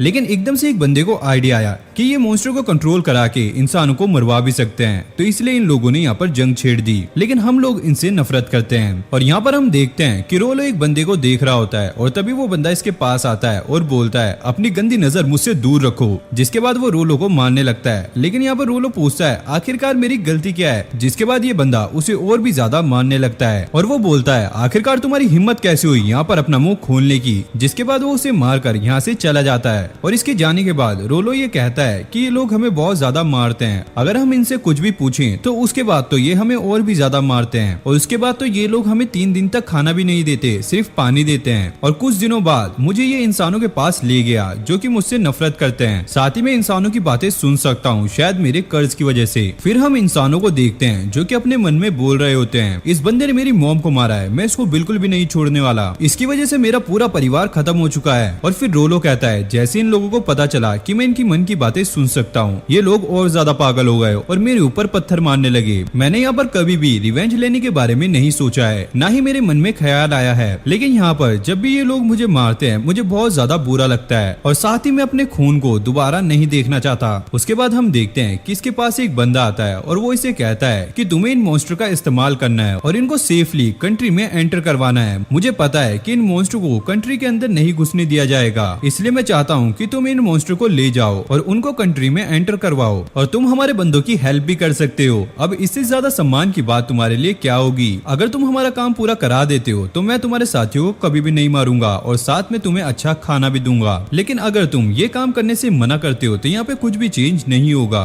इसके बाद रोलो कहता है इसका जो दिमाग है वो मैं नहीं पढ़ सकता क्योंकि इसने अपने दिमाग के अंदर एक टूल लगाया हुआ है, लेकिन मुझे इतना पता है जो भी ये बंदा कहता है वो जरूर से करता है, इसलिए मैं ये काम करूंगा। जिसके बाद हम देखते हैं वो मॉन्स्टर को टाउन के अंदर ले जा रहा होता है। जिसके बाद हम देखते हैं कि उसकी कंसीलमेंट यहाँ पर टूट जाती है और मॉन्स्टर यहाँ पर आजाद हो जाता है और तभी वो मॉन्स्टर रोलो पर अटैक कर देता है, जिससे रोलो काफी दूर जाकर गिरता है और वो यहाँ पर सोच रहा होता है तो मैं इस मिशन को यहाँ पर कंप्लीट नहीं कर पाऊंगा, जिसकी वजह से मेरे लोगों को काफी ज्यादा मुसीबत उठानी पड़ेगी। मैं आज तक किसी के भी काम नहीं आ पाया, लेकिन अच्छी बात यह है कि मैं आज मर रहा हूँ। शायद हो सकता है अगले जन्म में मुझे इतनी मुश्किल जिंदगी ना जीनी पड़े और मुझे खाने को अच्छा खाना भी मिले। जिसके बाद वो मॉन्स्टर उस पे अटैक कर देता है, लेकिन तभी नोर आकर उसके अटैक को ब्लॉक कर लेता है और रोलो को बचा लेता है। जिसके बाद वो मॉन्स्टर से लड़ने लगता है और रोलो यहाँ पर सोचता है आखिरकार ये मुझे बचा क्यों रहा है। और तभी हम देखते हैं कि मॉन्स्टर उन पर पॉइजन से अटैक करता है, लेकिन नूर रोलो के खातिर अपने आप को छोड़कर उसे हील करने लगता है, जिससे मॉन्स्टर की पॉइजन का रोलो पर कोई भी असर नहीं होता। लेकिन नूर अभी भी मॉन्स्टर से लड़ रहा होता है। जिसके बाद वो तभी अचानक नीचे गिर जाता है। जिसके बाद हमें नूर का पास्ट दिखाया जाता है, जहाँ हम देखते हैं कि नूर रात के खाने को बनाने के लिए कुछ सामग्री इकट्ठा करने के लिए जंगल में चला जाता है और बहुत सारी चीजें उठाकर ले आता है और फिर वो खाना बनाने लगता है। और खाना बनने के बाद जैसे ही वो उसे खाता है उसे वो खाना काफी ज्यादा टेस्टी लगता है, पर वो एकदम से ही नीचे गिर जाता है। जिसके बाद नूर हमें बताता है मुझे लगा था कि अगर मैं कुछ भी बुरा खाऊंगा तो बस मेरा पेट ही खराब होगा, पर मुझे पता चला कि जो मैंने खाया है उसमें जहर है। तो तब मैंने अपने लो हील मैजिक का इस्तेमाल करके थोड़ा सा अपने आप को संभाला और अगले दिन मैंने बुक में देखा जो चीज मैंने खाई थी वो जहरीली चीज थी, जिसे मॉम ने भी मुझे खाने के लिए मना किया था।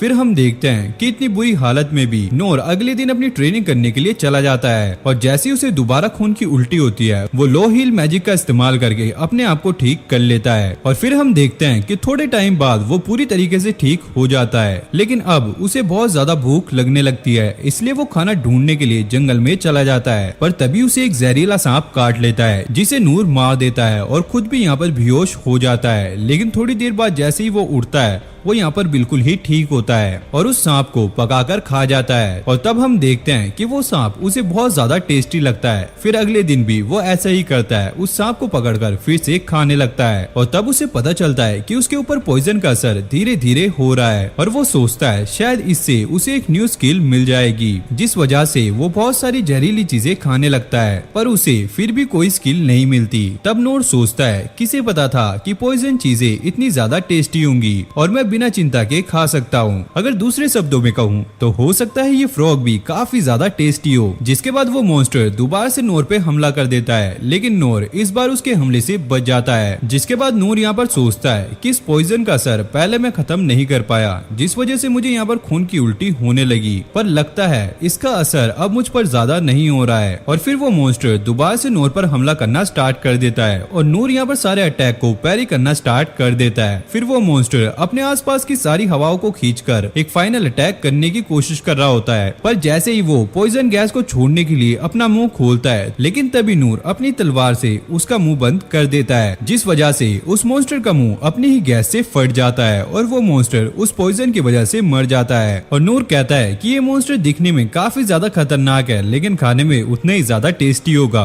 और फिर नूर रोलो के पास जाता है और उससे पूछता है क्या तुम ठीक हो? रोलो कहता है हाँ मैं ठीक हूँ। और फिर नूर उससे कहता है कि मैं बाद में लूना से कहूंगा कि वो तुम्हें चेक करे। और नूर उससे पूछता है क्या ये तुम सारा काम अकेले कर रहे थे? वो बताता है हाँ, ये सारा काम मैं अकेले कर रहा था क्योंकि मुझे परमिट मिला हुआ था इन मॉन्स्टर्स को सिटी में लेके जाने का। और यहाँ पर नूर सोचता है इसका मतलब ये है कि ये इन मॉन्स्टर को चुपचाप सिटी में लेके जा रहा था ताकि ये मीट थीफ से इन मॉन्स्टर को बचा सके और बड़ी सिटी में ले जाके इनको कुक करा सके। और इसने तो इन मॉन्स्टर को बड़ा करने में काफी मेहनत लगाई होगी और मैंने यहाँ पर आके इन मॉन्स्टर को मार दिया। आखिरकार ये मैंने क्या कर दिया? जिसके बाद नूर उससे माफी मांगने लगता है और कहता है मैंने तुम्हारी डिलीवरी को खराब कर दिया। अभी मेरे पास कोई भी पैसे नहीं है, लेकिन जैसे मेरे पास पैसे आ जाएंगे मैं इसका भुगतान कर दूंगा। और रोलो कहता है आपको ये सब करने की कोई भी जरूरत नहीं है। और फिर नूर बोलता है कि आखिरकार फिर भी तुम इन मॉन्स्टर को इतनी दूर लेकर कैसे आए, क्योंकि ये तो काफी ज्यादा मुश्किल लग रहा है और देखने से बिल्कुल भी नहीं लगता कि तुम इन्हें खींचकर लेके आए होंगे। और रोलो बताता है कि मैं इन मॉन्स्टर को कंट्रोल कर सकता हूँ। और नूर कहता है कि ये तो कमाल की बात है, एक छोटा सा बच्चा मॉन्स्टर को कंट्रोल कर सकता है। सही में ये तो एक कमाल की स्किल है। और नूर पूछता है तो वैसे ये स्किल तुम्हें कहाँ से मिली? और वो बताता है कि मैं इसी स्किल के साथ पैदा हुआ हूँ। जिस पर नूर कहता है तो अच्छा, ये गॉड गिफ्टेड है। और रोलो बताता है कि मैं एक डीमन फॉक्स हूँ। नूर सोचता है ये डीमन फॉक्स क्या होता है? शायद ये एक कबीला होगा जिसके पास मॉन्स्टर को कंट्रोल करने की पावर होगी। काश मेरे पास भी ऐसी पावर होती, मैं इससे बहुत कुछ कर पाता। पहले तो मैं यहाँ के मॉन्स्टर को अपने पास रखता और उनसे बहुत सारा काम करवाता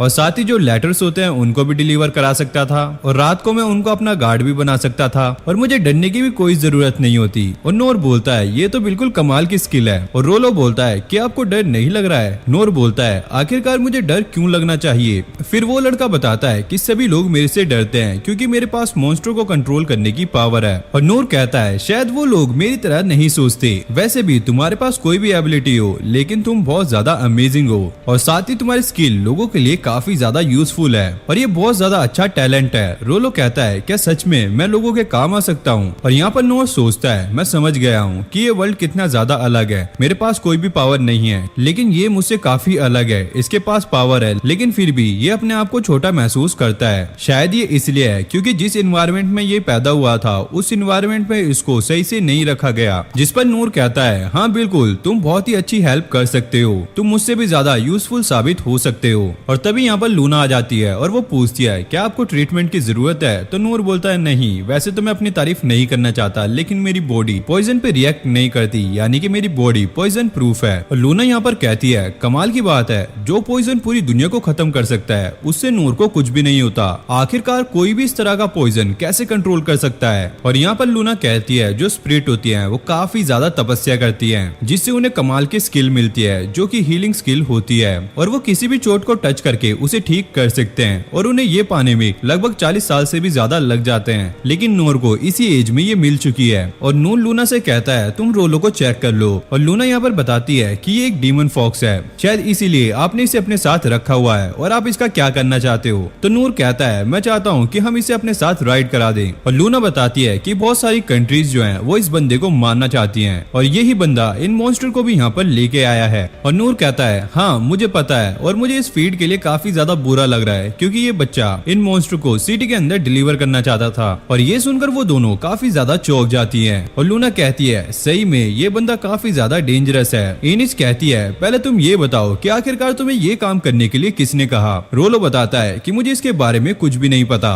और इनिस कहती है देखो तुम्हारे लिए अच्छा यही होगा कि तुम यहाँ पर सच सच बता दो, वरना तुम यहाँ पर मारे जाओगे। और रोलो कहता है मुझे कुछ भी नहीं पता, उन लोगों ने बस मुझे ऐसे ही बड़ा किया है। और यहाँ पर इनिस कहती है कि मुझे समझ आ गया है कि ये बच्चा एक स्लेव है और वैसे भी हमारी कंट्री में स्लेव रखना मना है, लेकिन बाकी कंट्रीज में ऐसा नहीं है, वो लोग इन्हें एक सोल्जर की तरह यूज करते हैं। और इनिस उससे पूछती है क्या तुम अपने घर जाना चाहते हो? तो वो बच्चा कहता है नहीं, मैं ऐसा नहीं कर सकता क्योंकि जब वो लोग मुझे यहाँ पर लेके आए थे तो मेरी आंखों पर पट्टी बंधी हुई थी और मुझे नहीं पता कि मेरा घर कहाँ पर है। और नूर यहाँ पर कहता है अगर किसी को कोई दिक्कत ना हो तो क्या हम इसे अपने साथ लेके जा सकते हैं? और लूना कहती है कि इस बच्ची को देखकर ऐसा लगता नहीं है कि ये बच्चा खतरनाक है क्योंकि ये एक कांपता हुआ बच्चा है जिसे कुछ भी नहीं पता। फिर नूर पूछता है आखिरकार तुम्हारा नाम क्या है? जिस पर वो बच्चा बताता है कि मेरा नाम रोलो है। और लूना कहती है क्यों ना इस बच्चे को हम अपने साथ लेके चले? नूर कहता है हाँ, अगर कोई सीट की प्रॉब्लम होगी तो तुम इसे मेरी सीट पर बिठा सकते हो। इनिस कहती है ऐसी कोई बात नहीं है, असल में दिक्कत ये है कि कई कंट्रीज में इसे बैन किया गया है और इसे देखते ही मारने का ऑर्डर दिया गया है। आप लोगों की जो भी फीलिंग है मैं उसकी कदर करती हूँ, लेकिन मेजर प्रॉब्लम ये है कि हम इस बच्चे को कंट्री से बाहर कैसे निकालेंगे। और तभी हम देखते हैं कि यहाँ पर एक बंदा आ जाता है और वो ये कहता है, मुझे लगा था तुम अभी तक मर चुके होंगे, लेकिन तुम तो यहाँ पर जिंदा हो। और इस बंदे का नाम जैडू होता है और वो बोलता है, जिस डिलीवरी के लिए तुम यहाँ पर आए थे मुझे लगता है कि अब वो बर्बाद हो चुकी है। नूर उससे बोलता है, क्या तुमने इसे डिलीवरी के लिए भेजा था? जैडू कहता है, नहीं, मैं तो बस उन लोगों का हायर किया हुआ बंदा हूँ। और जैडू नूर से पूछता है कि ये सब हालत क्या तुमने की है? जिस पर नूर कहता है, हाँ, कि ये सब मुझे नहीं पता था, इसलिए मुझे माफ कर दो। और जैडू कहता है, इससे मुझे कोई फर्क नहीं पड़ता,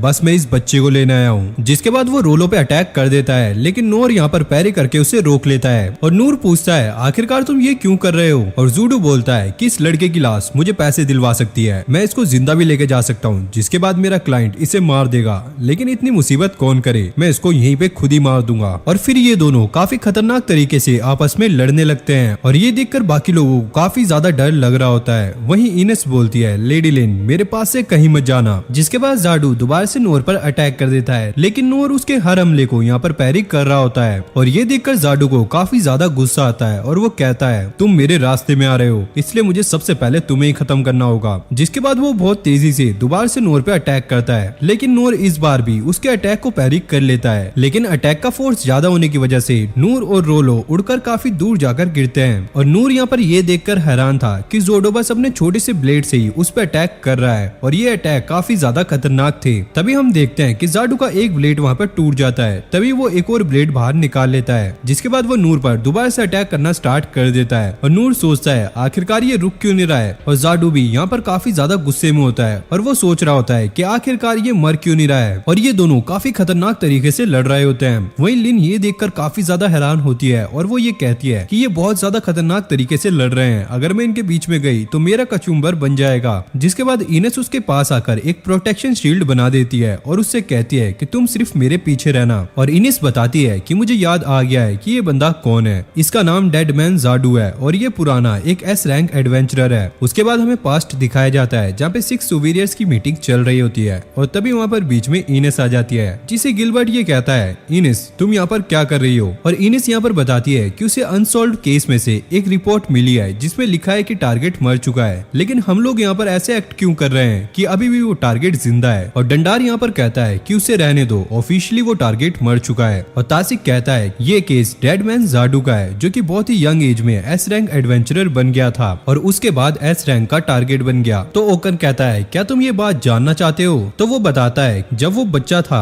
उसने ancient art of Durban Alchemy को मास्टर कर लिया था और वो 13 साल की उम्र से ही ड्रैगन स्लेयर के नाम से जाना जाने लगा और वो सारी जगह काफी ज्यादा फेमस हो गया था और वो एडवेंचरर्स में काफी ज्यादा टॉप पर था। और फिर इनेस पूछती है, तो आखिरकार वो ऐसे टारगेट कैसे बना? तो सिक कहता है कि उसने अपनी टेक्निक्स और टैलेंट को हमेशा सही जगह पर इस्तेमाल नहीं किया और वो बताता है कि उसने एक मर्चेंट की फैमिली के 36 मेंबर्स को मार दिया था और वो सिर्फ पैसों के लिए काम करता है, पैसों के अलावा उसके लिए कोई भी मायने नहीं रखता और पैसों के लिए ही उसने पूरी की पूरी एक कंट्री को भी खत्म कर दिया था। और यहाँ पर प्रेजेंट में इनेस बताती है कि डेड मैन जाडू को मारने काफी ज्यादा एडवेंचरस आए थे, लेकिन उसने सभी लोगों को मार दिया था। और जब गिल्ड ने ये देखा कि इसकी वजह से काफी ज्यादा एडवेंचरर मर रहे हैं, तो गिल्ड ने सबके सामने इसको मरा हुआ घोषित कर दिया था और तभी से इसका नाम डेड मैन जाडू पड़ गया है। और यहाँ पर हम देखते हैं कि जाडू के जितने भी हथियार थे वो सारे यहाँ पर टूट जाते हैं, वो भी नूर से लड़ते हुए। और जाडू ये देखकर हैरान था, उसके जितने भी पावरफुल हथियार थे वो सारे के सारे टूट चुके हैं। लेकिन नूर तो यार यहाँ पर पागल है, वो उल्टा उससे माफी मांगता है कि मैंने तुम्हारे हथियार तोड़ दिए और क्या तुम्हें इसके लिए मेरे से पैसे चाहिए। जिसके बाद जाडू अपना एक क्रॉस निकालता है और वो बोलता है, चलो अब मैं सेफ खेलता हूँ। जिसके बाद वो उस क्रॉस को हवा में उड़ा देता है, जिसके अंदर से काफी ज्यादा रोशनी निकलती है और उस क्रॉस के काफी ज्यादा पार्ट हो जाते हैं। और जाडू कहता है कि ये है टाइटेनियम क्रॉस और इसके मैं जितने चाहे पार्ट्स बना सकता हूँ। जिसके बाद वो उनसे नूर और रोलो पर अटैक कर देता है और नूर यहाँ पर सारे ही अटैक को पैरी कर रहा होता है, लेकिन कुछ सिल्वर क्रॉस रोलो की तरफ आने लगते हैं तो नूर उनको अपने ऊपर ले लेता है और फिर ऐसे ही चलता रहता है। और इनिस ये देखकर काफी ज्यादा परेशान हो जाती है और वो चाहती है कि वो नूर की मदद करे, लेकिन उसे जो काम मिला है वो है लिन को प्रोटेक्ट करना, इसलिए वो उनकी मदद करने नहीं जा सकती। जिसके बाद हम देखते हैं कि जाडू फिर से अपने सिल्वर क्रॉस से उन पर अटैक कर रहा होता है और यहाँ पर नूर भी उसे पैरी कर रहा होता है और तभी इनेस आकर जाडू पे अपनी शील्ड से अटैक कर देती है। जिसके बाद हम देखते हैं कि वहाँ पर और भी बहुत सारे सिल्वर क्रॉसेस आ जाते हैं। जिसके बाद इनेस अपनी डिवाइन शील्ड से उनको भी रोक लेती है और इनेस जाडू पे दोबारा से अटैक कर देती है और इनेस नूर से कहती है कि अगर अगर हम ऐसे ही लड़ते रहे तो हम जीत नहीं पाएंगे, इसलिए मैं डिफेंस पे फोकस करती हूँ और तुम उसे संभालो। जिसके बाद नूर की नजर उस फ्रॉग के दांत पे जाती है और फिर वो उनको उठाकर अपनी फिजिकल इनहेंसमेंट का यूज करता है और उन दांत के टुकड़े टुकड़े कर देता है। और वो इनेस से कहता है कि जब मैं कहूंगा तो तुम मेरे सामने वाली शील्ड को हटा देना। जिसके बाद सामने से आ रहे सिल्वर क्रॉसेस पर नूर अटैक करता है और वो सिल्वर क्रॉसेस वहाँ पर डिस्ट्रॉय हो जाते हैं। और फिर नूर बार बार उस फ्रॉग के दांतों और नाखून से उन सिल्वर क्रॉसेस पर अटैक करने लगता है, जिससे वो तबाह होने लगते हैं। जिसके बाद जाडू इनेस पे अटैक कर देता है और उसका अटैक टच होने ही वाला होता है, लेकिन तभी आकर नूर उसके अटैक को पैरी कर लेता है और इनेस को बचा लेता है। और जाडू ये देखकर काफी ज्यादा सरप्राइज था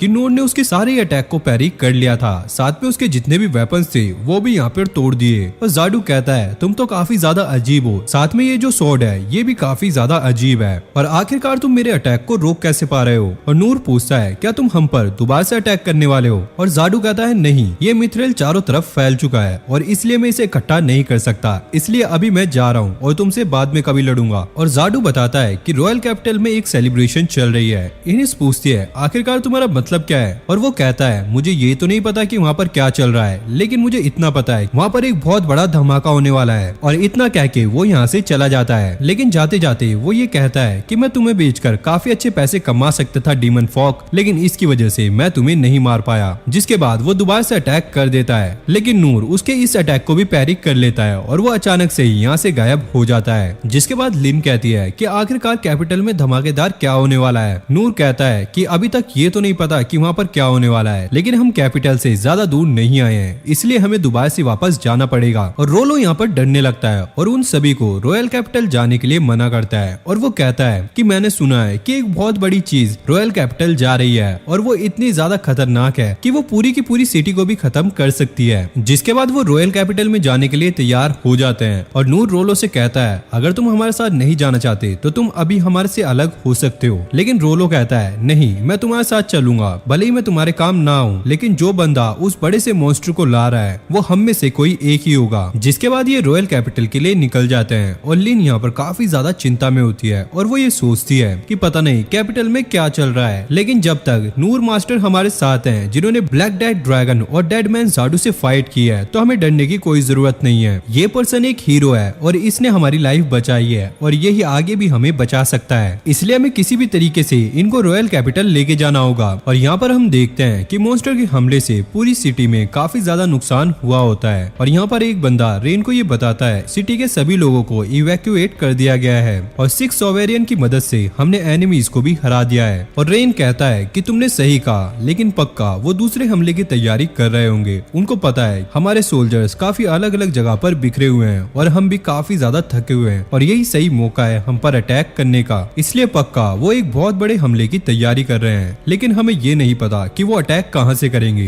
तभी रेन को आसमान में एक उड़ती हुई चीज नजर आती है और वो अपने अनकवर मैजिक का इस्तेमाल करता है और वो ये देखकर चौंक जाता है कि आसमान में जो चीज उड़ रही है वो ड्रैगन ऑफ क्लैमिटी है। और इसके बाद हमें पास्ट का सीन दिखाया जाता है जहाँ पर नू ड्रैगन स्लेयर्स के बारे में पूछ रहा होता है। तब उसके फादर बताते हैं जो ड्रैगन बुरे काम करता है उसे इविल ड्रैगन कहा जाता है। और तब एक एडवेंचरर आकर उस ड्रैगन को मार देता है। ड्रैगन की चमड़ी, नाखून, हड्डियां ये काफी ज्यादा वैल्यूएबल चीजें हैं जो कि वेपन और मेडिसिन बनाने के काम आती है और इससे किंगडम को भी काफी फायदा होता है। तो इसलिए जो भी एडवेंचरर ये काम करता है उसे हीरो माना जाता है और उसे ड्रैगन स्लेयर भी कहा जाता है। और तब नूर कहता है तो फिर मैं भी ड्रैगन स्लेयर बनना चाहता हूँ। उसके डैड कहते हैं ये इतना भी आसान नहीं है, कई ड्रैगन काफी हजारों सालों तक जीते हैं और ये बहुत ज्यादा ताकतवर होते हैं और जब ये हिलते भी हैं तो पूरी धरती कांप जाती है। और प्रेजेंट में हम देखते हैं नूर कहता है अरे वहाँ पर क्या है, मुझे अभी अभी वहाँ पर कुछ फील हुआ। लिन कहती है मुझे तो ऐसा कुछ नहीं दिखा। जिसके बाद हम देखते हैं कि लिन को भी वो ड्रैगन यहाँ पर नजर आने लगता है और ये देखकर वो लोग काफी बुरी तरीके से डर जाते हैं। और दूसरी तरफ हम देखते हैं सभी लोग ड्रैगन ऑफ क्लैमिटी को देखकर काफी बुरी तरीके से डर जाते हैं। और रेन कहता है क्या एम्पायर को पता भी है कि ये क्या चीज है। और एक सोल्जर बोलता है कि रिकॉर्ड के हिसाब से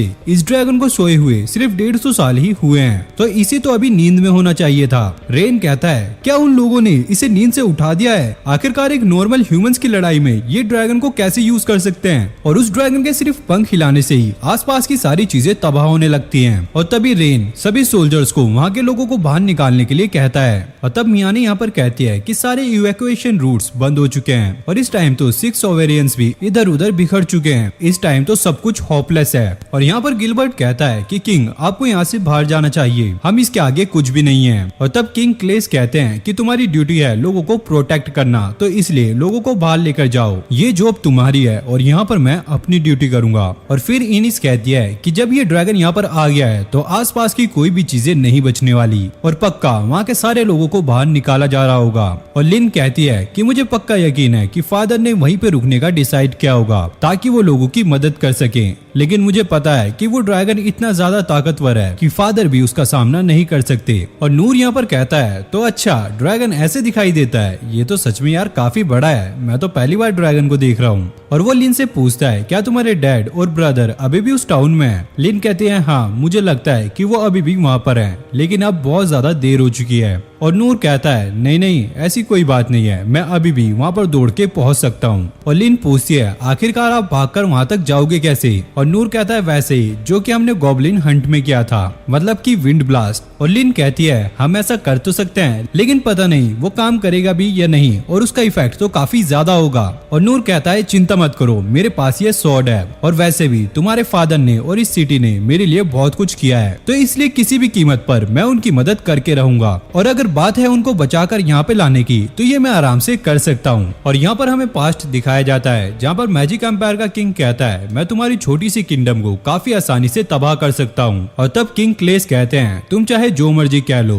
पर मैं डंजन ऑफ द लॉस्ट को तुम्हें नहीं देने वाला। मैजिक एम्पायर का किंग कहता है तुम अपनी पावर को वेस्ट कर रहे हो, मेरे एम्पायर की समझदारी तुम्हें उस ताकत में बदल देगी जिससे तुम इस पूरी दुनिया पर राज कर सकते हो। तो किंग क्लेस कहते हैं क्या तुम्हारी उस समझदारी ने तुम्हें ये नहीं बताया कि हमें ऐसी ताकतों को नहीं छेड़ना चाहिए जो कि इंसानों की समझदारी से परे हो? और मैजिक एम्पायर का किंग कहता है ये तुम्हारी छोटी सोच का नतीजा है जिस वजह से तुम बस एक छोटे से किंगडम के राजा हो और इसके अलावा कुछ भी नहीं बन पाए, तुम तो ताज पहनना भी डिजर्व नहीं करते। और तब वो ड्रैगन सिटी के अंदर लैंड कर जाता है और किंग क्लेस कहते हैं तुम्हारे लिए डंजन के अलावा कुछ भी मैटर नहीं करता, मैंने तुम्हें अंडर एस्टिमेट किया, मैंने ये नहीं सोचा था कि तुम अपने गोल को पाने के लिए इतना ज्यादा गिर सकते हो। और फिर किंग को लिन की याद आने लगती है और एक किंग को ऐसे टाइम में अपनी बेटी की याद आ रही है। और किंग क्लेस कहता है तुमने सही कहा था कि मेरे पे ताज शोभा नहीं देता, मेरे हाथों में सिर्फ तलवार ही अच्छी लगती है। जिसके बाद यहाँ पर हम देखते हैं कि इनिस अपने शील्ड से एक सिलेंडर जैसी शेप बना देती है और उसके आगे नूर को खड़ा होने के लिए कहती है। और तब हम देखते हैं कि लिन उस शील्ड के अंदर मल्टीपल मैजिक को कास्ट करती है ताकि उसके विंड ब्लास्ट का असर बढ़ सके। और नूर कहता है ये पिछली बार से थोड़ा अलग नहीं है। और लिन बताती है कि इस बार उसके स्पेल का असर बहुत ज्यादा होने वाला है, तो इसलिए तैयार रहिए। जिसके बाद लिन अपनी पूरी पावर से विंड ब्लास्ट को एक्टिवेट कर देती है जिससे नूर यहाँ से पूरी तरीके से गायब हो जाता है। और रोलो भी ये देखकर काफी ज्यादा शॉक हो जाता है। और यहाँ पर हम देखते हैं कि किंग क्लेस ड्रैगन से लड़ने के लिए यहाँ पर तैयार हो जाते हैं और ड्रैगन भी उन पर अटैक करने के लिए तैयार होता है। यहाँ पर रेन कहता है कि ये ड्रैगन ऑफ क्लैमिटी की ब्रेथ है ना, जिससे वो एक एंटायर कॉन्टिनेंट को उखाड़ के रख सकता है। और किंग क्लेस सोचते हैं लगता है कि तुम मुझे अपनी आंख भी नहीं लेने दोगे, लेकिन फिर भी मैं अपनी ड्यूटी आखिरी तक निभाऊंगा, तो चलो अब मैं तुम्हें दिखाता हूँ कि एक इंसान क्या कर सकता है। और तब यहाँ पर सेन कहता है ये तो ब्लास्टिंग स्वॉर्ड है और किंग इस टाइम अपने सारा मानव को इस स्वॉर्ड के अंदर डाल रहे हैं। और यहाँ पर हम देखते हैं कि लिन के नोर को फेंकने के बाद नोर यहाँ पर बेहोश हो जाता है और जमीन से टकराकर नीचे गिरने लगता है। और तभी उसे होश भी आ जाता है और वो बॉडी इनहेंसमेंट का यूज करके तेजी से भागने लगता है। और तभी उसके रास्ते में एक बहुत बड़ी दीवार आ जाती है, लेकिन वो कूद कर उसे भी पार करके ड्रैगन की तरफ बढ़ने लगता है। और तब नूर सोचता है रुको जरा, ये ड्रैगन तो थोड़ी देर पहले बहुत दूर था, मुझे जल्दी ही कुछ न कुछ करना पड़ेगा वरना मैं इससे टकरा जाऊंगा। और तब हम देखते हैं कि किंग और ड्रैगन का अटैक एक दूसरे से टकराने वाला होता है, लेकिन तभी नोर आकर ड्रैगन से टकरा जाता है और अपनी पैरी स्किल से उस ड्रैगन का मुंह मोड़ देता है और वो अटैक आसमान की तरफ चला जाता है। और ये सब देखकर लोग काफी ज्यादा हैरान होने लगते हैं। जिसके बाद हम देखते हैं ड्रैगन भी नीचे गिर जाता है और वो ड्रैगन यहाँ पर सोचता है आखिरकार मैं नीचे गिरा कैसे और ये हुआ क्या। वो देखता है कि यहाँ पर एक बंदा खड़ा हुआ है और वो इससे बिल्कुल भी नहीं डर रहा है। जिसके बाद वो ड्रैगन अपनी पूंछ से नोर पर अटैक कर देता है और नोर भी अपनी पैरी स्किल से उसकी पूंछ को पीछे धकेल देता है, जिससे ये ड्रैगन दोबारा से नीचे गिर जाता है। और नूर यहाँ पर सोचता है मुझे तो लगा था कि मैं यहाँ पर नहीं बच पाऊंगा, लेकिन मैं किसी तरह बच गया। मुझे लिन से कहना पड़ेगा कि अगली बार वो ऐसा ना करे और इस ड्रैगन के हमले को रोकना इतना भी ज्यादा मुश्किल नहीं था। और उसके बाद हम देखते हैं कि इनिस, लिन और रोलो वो सिटी के अंदर आ जाते हैं और वो यहाँ पर किंग को बाहर निकालने की सोच रहे होते हैं, लेकिन तभी उनके ऊपर हमला हो जाता है और इनिस अपनी शील्ड से उन्हें बचा लेती है। और तब वहाँ पर बहुत सारे गॉब्लिन एम्परर्स आ जाते हैं और जिससे एक बार नून ने लड़ाई की थी ये उससे काफी छोटे थे, लेकिन फिर भी गॉब्लिन एम्परर्स काफी ज्यादा ताकतवर होते हैं और फिर वो गॉब्लिन्स उनकी तरफ भागने लगते हैं और लिन उन पर हमला कर देती है, लेकिन वो गॉब्लिन्स फिर भी नहीं रुकते। और तभी हम देखते हैं कि रोलो अपनी पावर का इस्तेमाल करके एक ही कमांड से उन सभी गॉब्लिन्स को रोक देता है, जिसके बाद लिन उन सभी को बर्फ में जमा देती है और इनिस अपनी शैडो से एक स्वॉर्ड बना लेती है और उन सभी गॉब्लिन्स को काट देती है। और तब लिन सोचती है इनिस तो सच में द डिवाइन स्वॉर्ड टाइटल के काबिल है और रोलो भी काफी ज्यादा कमाल का है। और यहाँ दूसरी तरफ हम देखते हैं नोर उस ड्रैगन के सभी हमलों को पैरी कर रहा होता है और ड्रैगन ये देखकर काफी ज्यादा शॉक हो जाता है। मेरे नाखून और चमड़ी कभी भी डिस्ट्रॉय नहीं किए जा सकते, तो आखिरकार मुझे इतनी ज्यादा चोट कैसे लग रही है। जिसके बाद वो ड्रैगन उड़ने लगता है और अपना ब्रेथ वाला अटैक दोबारा से नूर पर कर देता है और हम देखते हैं कि नूर उस अटैक को भी अपनी तलवार से पैरी कर देता है और ये देखकर सभी लोग काफी ज्यादा शॉक हो जाते हैं। साथ में वो ड्रैगन भी यहाँ पर शॉक हो जाता है, जिसके बाद वो गुस्से में आकर काफी जोर जोर से चिल्लाने लगता है और रोलो बताता है कि ये ड्रैगन अभी गुस्से में है और इसे और भी ज्यादा बुरा इसलिए लग रहा है क्योंकि इसने अपने ओपोनेंट को अपना एनिमी मान लिया है, लेकिन इसका ओपोनेंट अभी भी इसको सीरियस नहीं ले रहा है। और किंग भी यहाँ पर कहते हैं कि ड्रैगन को अपने ऊपर काफी ज्यादा गर्व होता है और इस ड्रैगन को ऐसा लग रहा था कि इसके अटैक को कोई भी रोक नहीं पाएगा, लेकिन जैसे ही नूर ने इसके अटैक को रोका